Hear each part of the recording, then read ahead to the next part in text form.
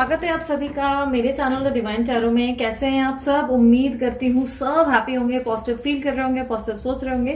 सो आज की जो रीडिंग करने जा रही हूँ ये है आपके पार्टनर के मन में क्या चल रहा है, उसकी भावनाएं ओवरऑल हम देखेंगे। रूम्स रीडिंग है, आप सभी की फेवरेट, कलेक्टिव प्लस टाइमलेस है। उम्मीद करती हूँ अगर आपको रीडिंग पसंद आ रही है तो आप लाइक कर रहे हैं, सब्सक्राइब कर रहे हैं, शेयर कर रहे हैं। नहीं कर रहे तो यार क्यों नहीं कर रहे हो? अगर वीडियोस देख रहे हो पसंद आ रहे हो तो क्यों नहीं कर रहे हो? और कर रहे हो तो यार थैंक यू सो मच। मजाक कर रहे हो तो चलो।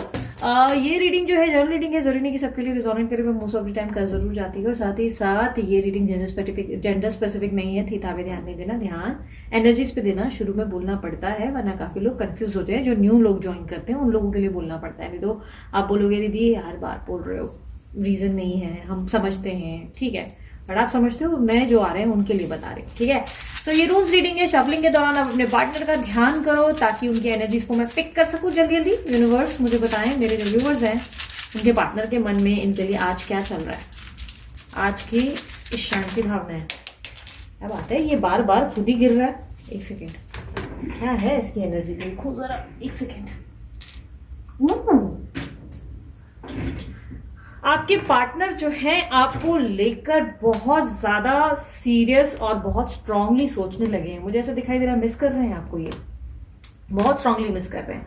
ये आपको इतना ज्यादा याद कर रहे हैं कि आप सोच नहीं सकते। बट प्रॉब्लम ये है, ओके लेट मी सी, वेट, ये तो यहाँ पे फीलिंग्स है, मैं प्रॉब्लम निकालती हूँ, रुको। प्रॉब्लम मुझे देखनी पड़ेगी कि क्या दिक्कत है। ये उछल उछल के बाहर आया है, मुझे ये काफी डिफरेंट एनर्जी दे रहा है।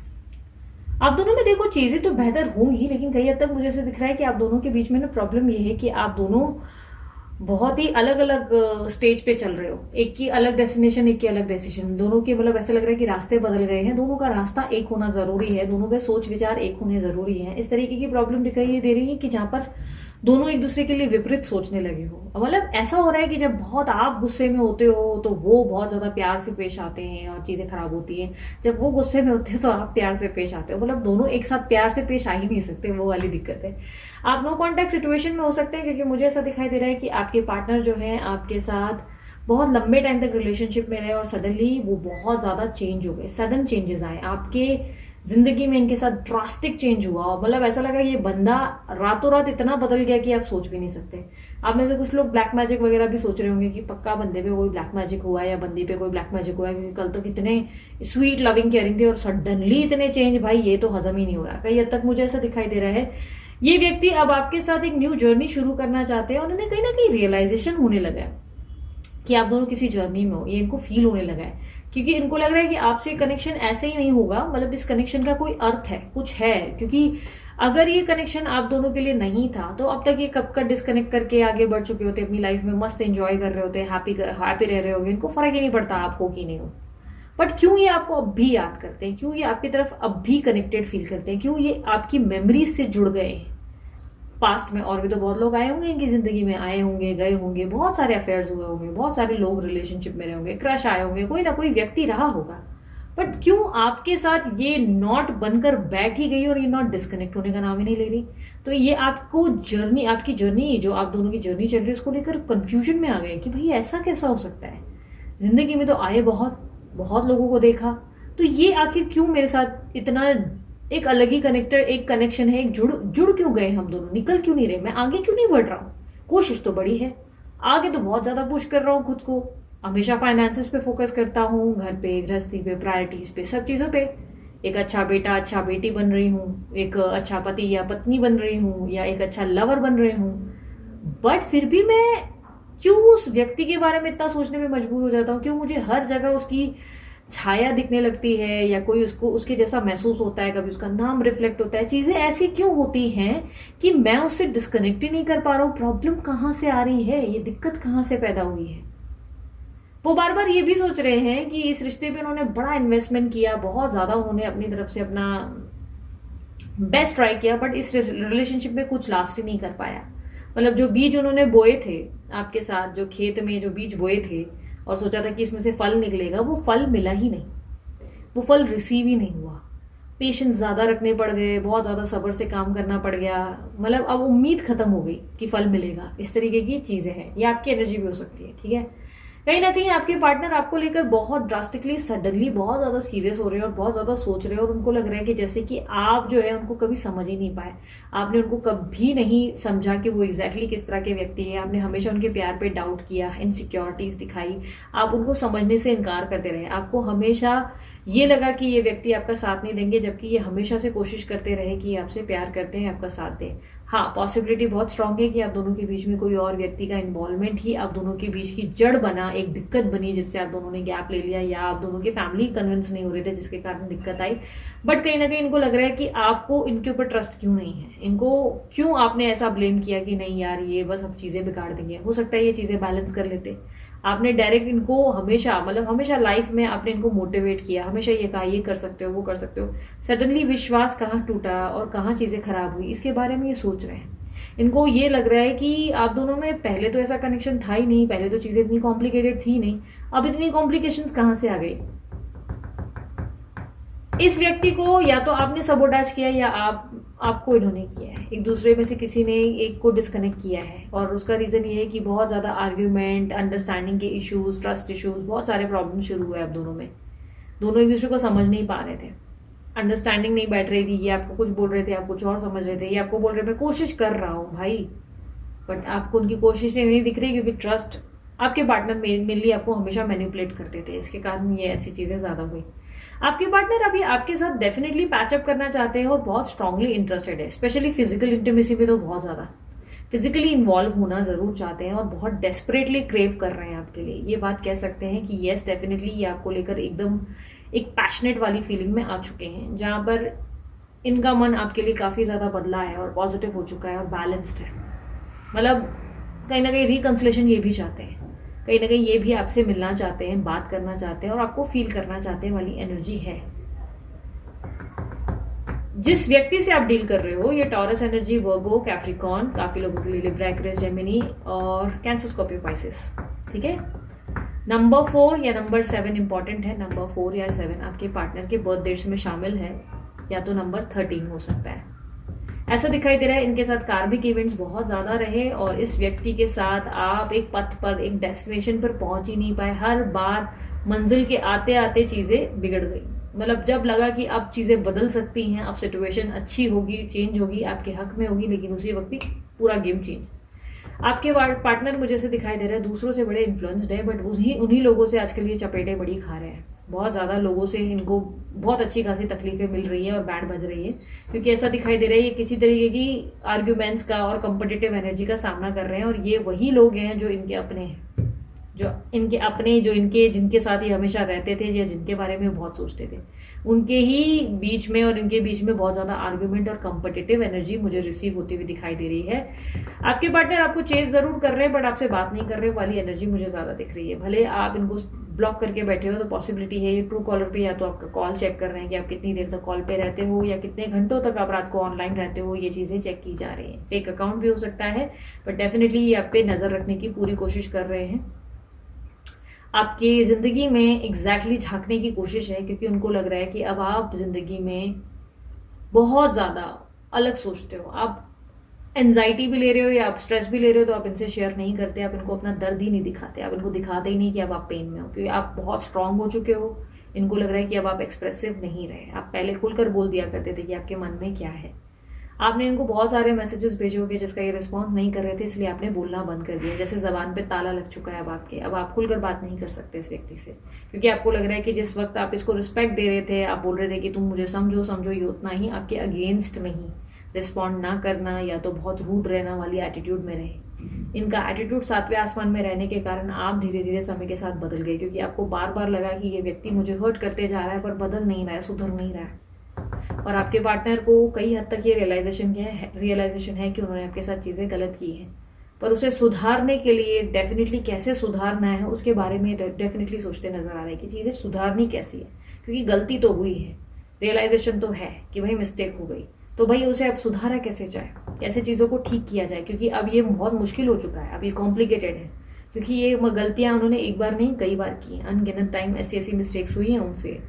और प्रॉब्लम यह है कि आपके पार्टनर अभी भी कोई फैसले पे नहीं आए हैं, कोई डिसीजन नहीं ले पाए हैं, जिसके कारण दिक्कत क्या आ रही है कि अब ये फैसला तो उन्होंने लिया नहीं, कोई डिसीजन तो उन्होंने लिया नहीं, तो अब ये करे तो करे क्या? आखिर आपको कैसे मनाएं, कैसे कन्विंस करें और कैसे ये दिखाएं कि अभी आप में इंटरेस्टेड है?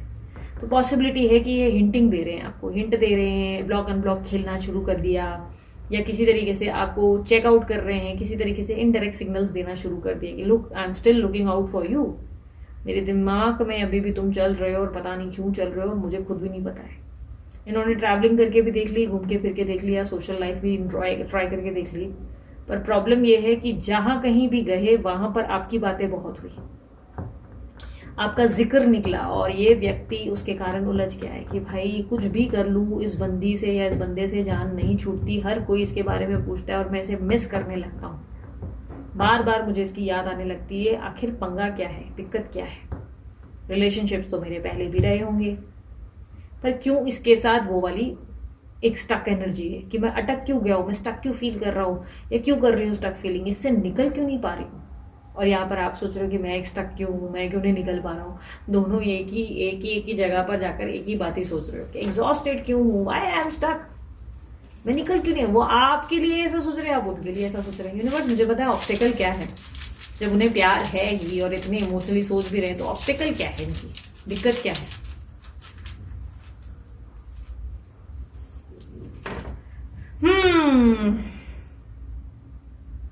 दिक्कत यह है कि बिना सोचे समझे इन्होंने बहुत सारी गलतियां की है, और उस गलती को अब ठीक कर पाना इनको बहुत ज्यादा स्कैरी लग रहा है, इनको डर लग रहा है, इनको लग रहा है कि आपके सामने क्या मुंह लेकर आए, झुक गए तो बाद में जिंदगी भर तक झुकना पड़ जाएगा। और कभी ये पुष्पा है ना, कभी झुकेगा नहीं वाली एनर्जी, तो कहीं इनके अंदर वो डर है कि भाई मैं झुक गया तो लाइफ टाइम का झुकना हो जाएगा, ये बंदा या बंदी मुझे कंट्रोल करेंगे, जैसा मुझे चाहिए वैसे, अगर मैं इसको प्यार भी दिखाऊंगा तो ये मुझसे डिमांड्स रखेंगे, ये कर रहे हो क्या तो मैं बात करूंगी, वो कर रहे हो क्या तो मैं बात करूंगा, नहीं सुधरे हो भाड़ में जाओ, मुझे तुम चाहिए ही नहीं। तो ये आपके एटीट्यूड को लेकर डरे हुए हैं, इनको लग रहा है आपका एटीट्यूड ये हैंडल नहीं कर पाएंगे, जिसके कारण ये पहले से ही डिसाइड कर चुके हैं कि भाई आप इनकी बैंड बजाएंगे, और डर के मारे ये एक्शन ही नहीं ले रहे। इनका एक दिमाग कह रहा है जाना है बात करनी है, दूसरा दिमाग कह रहा है दूर रहे क्योंकि वैसे भी बेइज्जती बड़ी होनी है। तो अब ऐसे कि आपके पार्टनर ओवर थिंकिंग पे आ चुके हैं, चीज़ें ओवर एनालाइज कर रहे हैं, क्योंकि क्या हुआ कि उस टाइम पे बड़ा एटीट्यूड के साथ आपको ब्लॉक कर दिया, या आपको एटीट्यूड दिया, बहुत रूड बात किया कि तुम्हारी शक्ल नहीं देखूंगा या नहीं देखूंगी, अब मैं थर्ड पार्टी के पास निकल गया, अब मैं मूव ऑन कर। बट अब कैसा है ना, अब लेने के देने पड़ गए, अब जब उनको याद आने लगी आपकी, तो अब क्या करें, किस मुंह से बोले कि उस टाइम पे जो बोला उस चीज को मीन नहीं किया। बड़ी कॉम्प्लिकेटेड सिचुएशन में दुविधा, आपके पार्टनर ने आपको दुविधा में डाल दिया। हालांकि मुझे ऐसा नहीं दिख रहा है कि आप उनके लिए बहुत ज्यादा ऐसे वेटिंग पोजीशन पे थाली लेकर खड़े हो गए हो, आप अपनी एनर्जीज को फिगर आउट करने की कोशिश कर रहे हो कि मैं एंजाइटी क्यों फील करती हूँ, या कभी कभी मैं एग्जॉस्टेड क्यों हो जाती हूँ, बड़े ही वर्कआउट करने के बाद भी, चीज़ें करने के बाद भी अचानक से चीज़ें बिगड़ कहाँ जाती हैं। आप वो चीज़ें रियलाइज करने की कोशिश कर रहे हो कि कैसे आपको ज़िंदगी में आगे बढ़ना है और कैसे स्टार्ट फ्रेश करना है, अपनी लाइफ में हैप्पी रहना है। बट इनकी फीलिंग्स जो है भाई, ये आपको पता नहीं क्यों पीछे ले लेती है। तो ये आप चीज़ें फिगर आउट कर रहे हो, मुझे ऐसा नहीं दिखाई दे रहा है कि आप थाली लेकर खड़े हो गए हो कि आएगा आएगा एक दिन जरूर आएगा, आएगा आने वाला। आपकी एनर्जी में शिफ्ट है, बट ऐसा है कि आपको लोनली बहुत फील हो रहा है। एक बात मैं बता देती हूँ, देखो लोनलीनेस का पंगा ये है ना कि आप लोग जिस दिन अपनी लोनलीनेस से डील करना सीख गए ना, आपकी जिंदगी में आपके लिए कोई भी चीज़ मुश्किल नहीं रहेगी, कोई भी चीज़ नहीं। दिक्कत यही है कि हम हमेशा ये सोचते हैं कि यार हम अकेले पड़ गए, फैमिली वालों से झगड़ा हुआ हम अकेले पड़ गए, दोस्त से झगड़ा हुआ हम अकेले पड़ गए, पार्टनर से लड़ाई हो गई हम अकेले पड़ गए। बट इस अकेलेपन से फाइट बैक करने के लिए सोल्यूशन क्या है? कभी सोचा? कभी इस अकेलेपन को एंजॉय किया? कभी कोशिश की कि यार ठीक है ना यार, अकेले हैं, अपने दम पर अपने मजे में रहेंगे, अपने एंजॉय करेंगे। वैसे भी बड़ा कंट्रोल था इनका, किचकिच था, ये अपने हिसाब से चलाते थे, अब अपनी मर्जी करेंगे।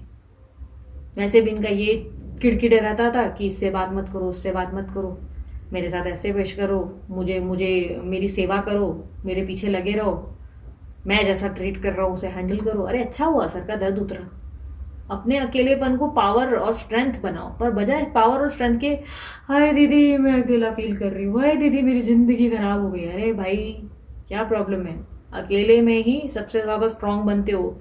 हमेशा इंसान तेज तब भाग पाया है जब वो अकेला भागा है। मुश्किलों से भागने की बात नहीं कर रही हूँ मैं, एक दौड़ मैदान जंग की बात कर रही हूँ। अगर एक दौड़ में पार्टिसिपेट किए हो ना तो अकेले तेज भागोगे, लेकिन ग्रुप के साथ भाग के देखो, भागना पॉसिबल है। जीतने की चांसेस कितने होते हैं? कम होते हैं, राइट? तो अपनी दौड़ के पीछे ना टेंशन लेना बंद कर दो कि ओ मेरा पार्टनर, मेरा बाबू, मेरा जोना नहीं है तो मैं अकेली पड़ गई। तन्हाइयों वाले जो गाने हैं गुनगुनाना बंद कर दो। जिंदगी को इतना कॉम्प्लिकेटेड मत बनाओ। Life is beautiful. अगर देखोगे ना तो अकेले बहुत ज्यादा शक्तिशाली है हम लोग। बट प्रॉब्लम ये है कि आपको तो चाहिए ये गुड़बक, जिसको जिसको खुद कुछ समझ में आता नहीं। मैं ये नहीं कहूंगी कि रिकंसिलेशन नहीं होगा। देखो मैं इसके खिलाफ नहीं, मैं ये नहीं कहती कि रियूनियन होगा नहीं, रिकंसिलेशन नहीं। अरे बहुत इंटरेस्टेड है, आएंगे।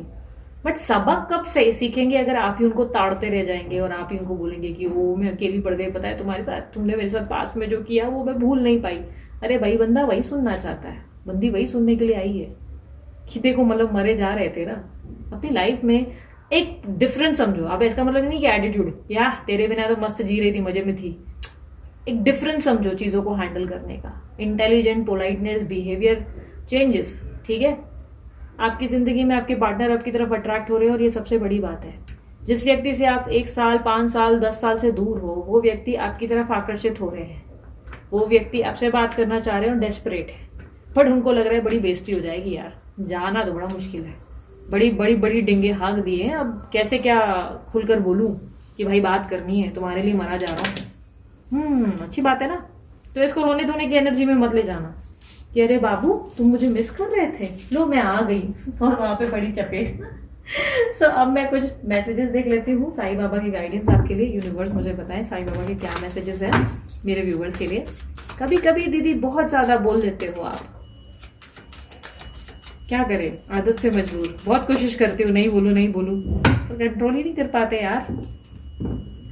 यूनिवर्स मुझे बताएं क्या मैसेज देना चाहेंगे मेरे व्यूवर्स को। आज ये आवाज़ कहाँ से आ रही है? टू कंटिन्यू आवाज़ आ रही है, वो है प्रॉब्लम। यूनिवर्स मुझे बताएं, अच्छा लाइट चली गई। यूनिवर्स मुझे बताएं क्या मैसेज देना चाहेंगे मेरे व्यूवर्स को। ओम साई राम। अगर आपको कहीं से आवाज़ आ रही है तो वो लाइट बंद होने के कारण इन्वर्टर की आवाज़ है। जीवन उद्देश्य, अपने लाइफ पर्पस पे फोकस करो। लाइफ पर्पस के ऊपर ध्यान दो। अपने जिंदगी में लाइट लाओ और दूसरों की लाइफ में भी लाइट लाओ। पहले खुद को हील करो, बाद में दूसरों को हील करो। वो जब विमान में हम ट्रैवल करते हैं ना, फ्लाइट में, तो मालूम है ना कि जैसे वो एयर बैग गिरता है तो पहले बोलते हैं पहले अपनी सहायता करो फिर दूसरे की, क्योंकि अगर हम अपनी सहायता नहीं कर पाए तो दूसरों की कैसे करेंगे। जीवन उद्देश्य, लाइफ पर्पस पे फोकस करो। पर लाइफ पर्पस पे फोकस करने से पहले खुद को हील कर लो, खुद को नॉर्मल करो, अपनी हेल्प करना सीखो। तब उसके बाद आपको जो है दूसरों की भी मदद करनी है, हेल्प करनी है, ठीक है?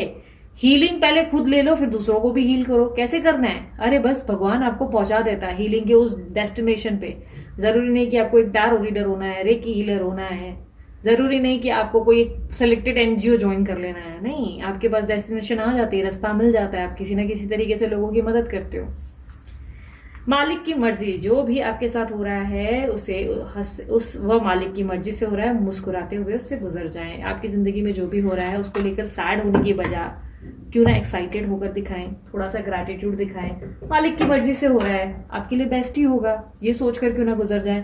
सरेंडर कर दें, चीजें बेहतर ही होंगी, इस बात पे बिलीव करें। ओके, जब ना आपका फेथ स्ट्रांग होगा, विश्वास स्ट्रांग होगा, उतनी जल्दी आपको रिजल्ट्स मिलते हैं, ठीक है?